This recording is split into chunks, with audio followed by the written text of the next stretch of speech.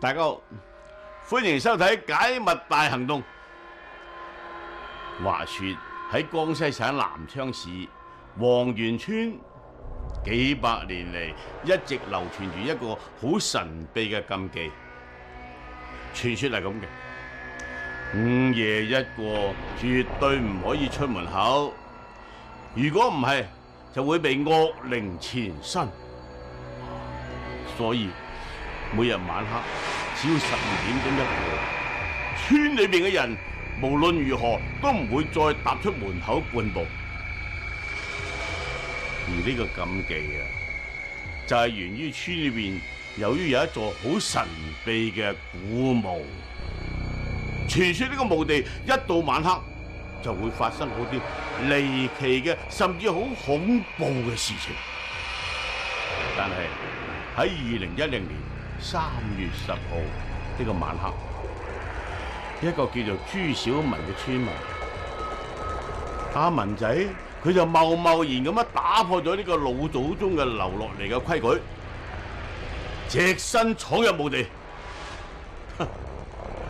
點知就係自從嗰一晚之後啫，文仔我打死都唔會夜晚黑出街噶啦。喂，咁究竟嗰晚文仔見到啲乜嘢嘢啊？係乜嘢嘢令到佢咁心驚肉跳咧？唔通話真係好似傳說講嘅咁樣，俾惡靈纏身？嗰晚月黑風高，文仔去咗隔離村同朋友喺度飲酒傾偈啦，一直飲到半夜2點鐘。當時文仔就飲咗啲酒，咁就膽粗粗一氣走到2條村之間嘅嗰個神秘墓地，諗住兜個捷徑咁翻屋企啦。但係文仔點都諗唔到，自從踏上嗰塊墓地嗰一刻開始啫，嗰個古老嘅禁忌之門似乎俾佢開啟咗啦。呢個神秘嘅墓地已經做好迎接佢嘅準備。沒走多遠，就聽到了那個古墓裡面傳出那個可怕的聲音。嗰把聲似乎越嚟越近啦，夜深人靜，好似喺墓地裏面傳出嚟嘅。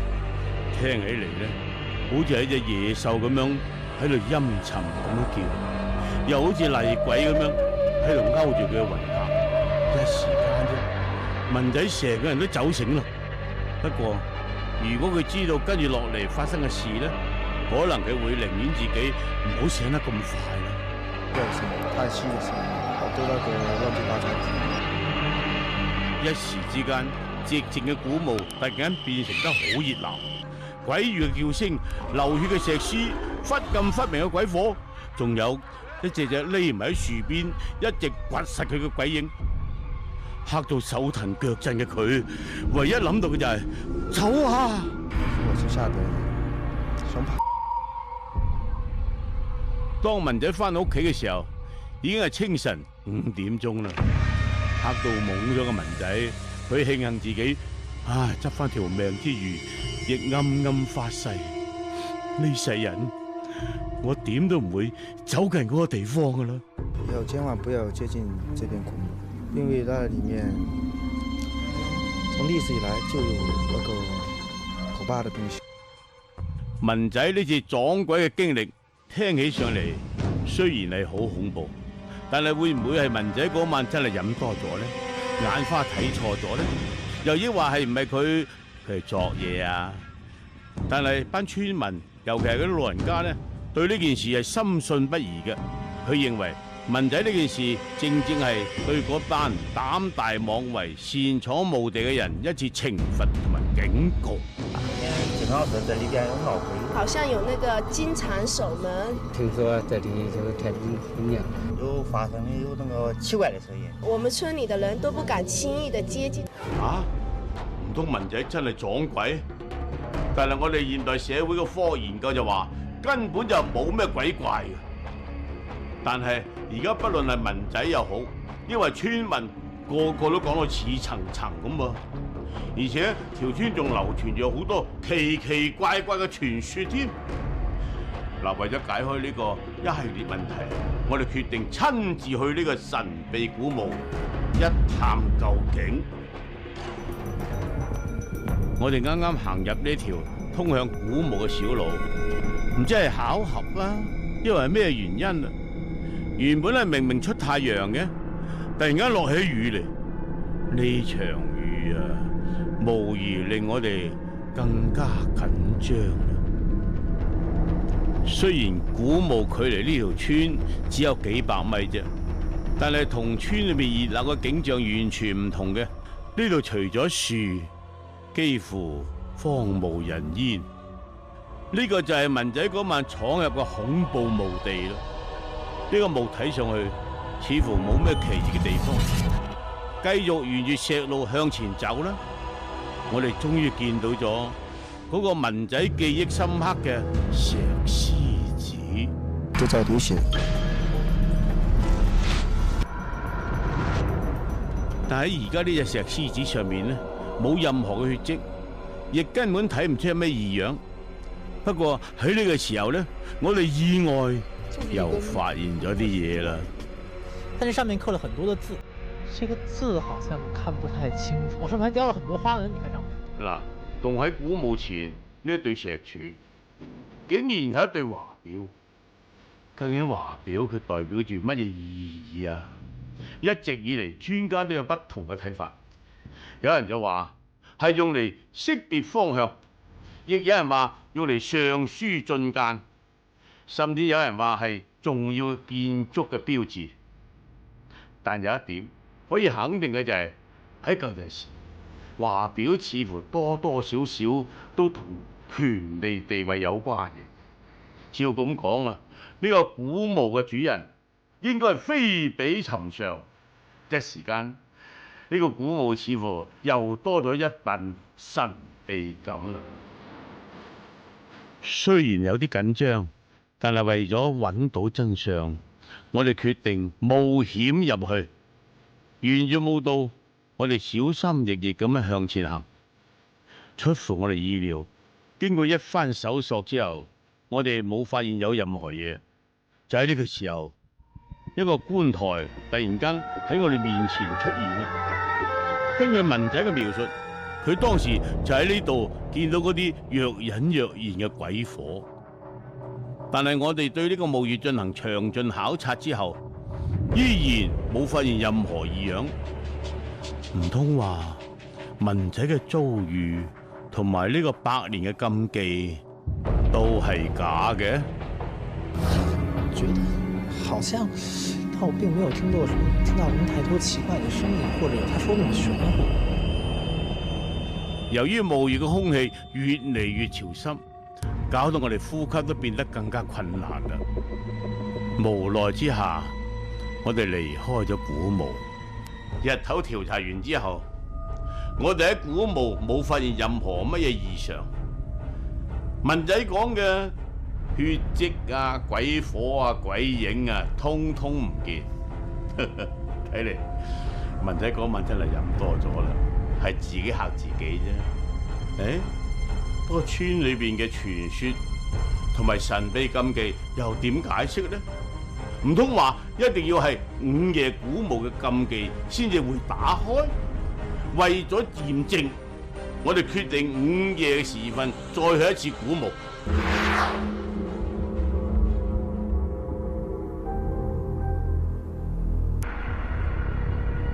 半夜嘅古墓睇起身更加令人毛骨悚然。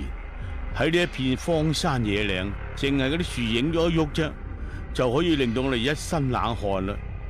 除咗我哋自己腳步聲之外，呢度根本聽唔到任何其他聲音。究竟夜晚嘅古墓會又點樣唔同呢？月光下嘅華表同埋石獅顯得陰森恐怖，甚至反射出一啲詭異嘅光。我哋借住微弱嘅燈光一睇，眼前嘅一切即刻嚇到我哋成個人都僵硬晒。我們白天來時候有這些東西嗎？這是什麼呀？同小文描述嘅一模一樣，石獅子上邊真係流緊血啊！獅子眼裡都在流血。嗱，呢一切同我哋喺日頭睇嘅完全唔同。唔通真係有鬼？呢個時候，我哋唯有不斷咁樣安慰自己，只不過係偶然啫，可能有一啲動物唔覺意留低嘅血跡啊。但係跟住落嚟嘅就發現更多更恐怖嘅血跡。真係望下四周環境，一片死寂。就喺呢一瞬間啫，我哋有一種直覺，我覺得似乎一個角落頭有啲嘢默默嘢望住我哋。突然間，一隻黑貓出現咗。黑貓係代表住不祥嘅預兆。唔通今晚古墓之行真正有惡靈現身？過咗一陣啫，我哋情緒慢慢平復啦。最終，我哋仲係決定喺原地休息之後，繼續前進。然後我們再往前走兩步，啊！深夜嘅古墓唔係一個陰森恐怖嘅可以形容嘅，周圍嘅空氣亦都變得異常潮濕，甚至令人窒息添。慢點，這地方有點嚇人。我哋攝影機嘅鏡頭不停咁樣出現水霧，朦朧當中透露住詭異嘅感覺。呢個時候，文仔嘅話不斷咁樣喺我腦裏邊迴響咯。聽到了那個古墓裡面傳出那個可怕的聲音、笑聲、嘆息的聲音、亂七八糟的聲音。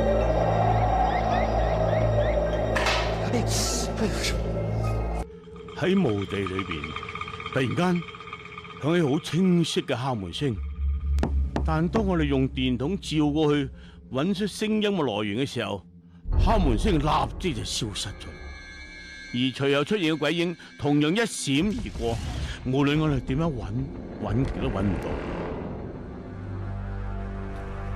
唔通呢個古墓裏邊真有鬼怪喺度？喺呢個時候，我哋又諗起嗰個古老嘅禁忌啦。半夜12點之後，絕對唔好入呢個古墓。喺巨大嘅壓力同埋恐懼底下，同文仔一樣，我哋唯一諗到嘅事就係走啊！村裡的人都不敢輕易地接近。這裡邊有鬧鬼，不敢靠近這裡。千萬不要接近這邊古墓，千萬不要接近這邊古墓。唔通嗰個傳說係真嘅？不過當我哋冷靜落嚟之後咧，覺得呢次經歷有啲蹊蹺。文仔所講嘅血跡係喺華表頂端獅子上邊，而我哋所見嘅咧，只喺華表嘅一個人咁高嘅地方，顏色仲比鮮血淺好多。而古墓裏邊嘅鬼火，睇起身更加好似揾打火機打出嚟嘅火一樣，仲有嗰啲敲門聲啦、黑貓啊等等，人為製造呢啲嘢好容易。咁樣睇嚟，有可能係有人利用熟悉嘅環境匿埋嚟喺度扮鬼扮馬。但係如果一切都係人為嘅，咁佢哋目的又為咗咩呢？究竟呢個古墓隱藏住乜嘢不為人知嘅秘密呢？我哋決定再次拜訪村中裏邊嘅老人。這個地方話呢，應該蠻高，土地濕度都高，東西呢應該是比你高，以前到呢大地方。原來呢座華麗古墓嘅主人，竟然係明朝開國皇帝朱元璋嘅第16個孩子，大名鼎鼎嘅寧王朱權。根據歷史記載，朱權生前受到朝廷嘅排擠同埋唔公正嘅待遇，所以有關墓中冤鬼傳說就好多。隨後我哋又驚奇咁發現，原來呢條村裏邊嘅人都係朱權嘅後人，而朱權墓正正就係佢哋修建嘅。亦就係話，村裏邊嘅人修建咗朱權墓，並且世世代代定居喺呢度。咁而家我哋不妨做個大膽嘅假設，唔通呢座華麗嘅古墓裏邊真係藏有咩寶藏？而且有村民發現咗呢個秘密，想獨佔寶藏，所以就裝神弄鬼。如果係嘅話，呢個神秘人物又係邊個呢？為咗證實呢個猜測，我哋決定三探古墓。出發之前，我哋諗翻起之前嘅一個細節。其實我們昨天晚上見到亮燈籠就是這個屋子，你過去看一眼。我哋懷疑透出燈光嘅地方，好有可能係嗰個神秘人物住嘅地方。這裡有衣服、床、有褥子、有被子，還有酒，明顯是有人生活在這裡，而且還時常在。事情嘅真相似乎真係慢慢咁樣浮出水面。為咗查清原因，我哋決定等嗰個神秘嘅主人翻嚟。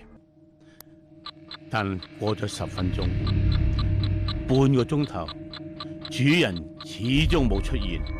就喺我哋非常焦慮嘅時候，突然間門打開啦。推門入嚟呢位老人呢，叫做烏桂花。見到我哋呢，老人家顯得好驚訝。我哋追問之下，老人終於講出咗個真相出嚟。原來文仔同我哋所經歷嘅一切，都係佢丈夫朱親占所做嘅。原來朱親占係朱權墓代代相傳嘅守墓人。由於盜墓者都喺夜晚先入古墓嘅，所以為咗防止盜墓者對古墓進行破壞，佢哋一見到人喺深夜入古墓啫，就會做出一系列嘅恐怖場景嚟嚇走呢啲盜墓者。而村入邊嘅老人對呢件事呢係有所了解嘅，但係出於保護古墓嘅目的，佢哋亦選擇咗隱藏呢個秘密，所以大多數後生仔都唔知道。而朱親占因為長期住喺山上邊，對村裏邊嘅後生仔都唔熟悉，所以就會嚇錯咗文仔啦。雖然生活得好清苦，但係朱親占老人唔在意，佢同我哋講，守墓係佢哋一生嘅責任啊！我你說我划不來，這都要我見過面了，我你說不來呀，我遇到過，晚上呢我就演那個，因為別個呢要冇那個路，因為不到墓的，我不幹，不是我幹的。在朱權墓裏頭呢，就出了一些器物啊，這個裏頭呢比較重要的就是這一樣的罐子有5個。原來朱權古墓開採早已結束啦，老人們守護嘅只係一座空墓。但係對於黃元村嘅守墓人，大家都給予好高嘅評價。佢哋話：如果冇佢哋歷代細心嘅保護，咁就冇保存得咁好嘅朱權墓啦。嗱，所謂午夜惡靈，搞到最後，原來只不過是虛驚一場。所以話好多時候咧，唔係鬼怪作怪，而係自己心魔作怪。不過咁樣話又講翻轉頭，呢對盡責嘅守墓老人真係令我非常佩服。佢哋守住喺荒山上，守咗一世，為嘅係守住